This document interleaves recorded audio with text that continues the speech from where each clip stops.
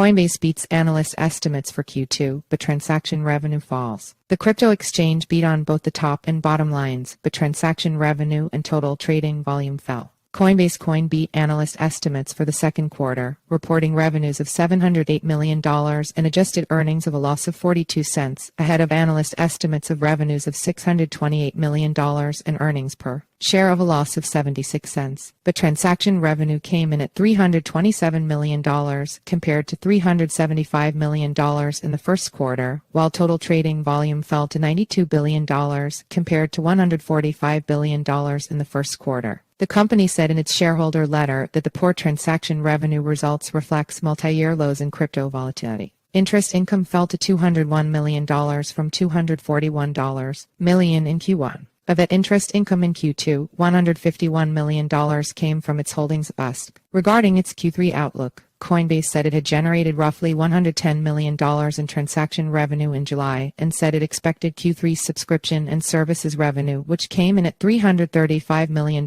in the second quarter, to be at least $300 million in the third quarter. Shares of Coinbase initially rose as much as 9% after the results were announced, but were recently trading down 4% to $89.48. Shares of Coinbase are up about 160% this year, while the price of Bitcoin has risen more than 75% over the same time period. Q2 was a strong quarter for Coinbase as we executed well and showed resilience in a challenging environment, said CEO Brian Armstrong in a statement to CoinDesk. We've cut costs, are operating efficiently, and remain well positioned to build the future of the crypto economy and help drive regulatory clarity. Regarding the results, Berenberg analyst Mark Palmer wrote in an email that Coinbase's revenue beat versus consensus estimates was due in large part to interest income and staking revenue, which are two areas of the company's business that appear to be at risk going forward given the ongoing declines in USDC market capitalization and the regulatory challenges to its staking programs. Interest income from USDC was down 25% sequentially. At the same time, Palmer added management's guidance for Coinbase's current quarter was muted, and the company's adjusted EBITDA print included a huge adjustment for stock-based compensation,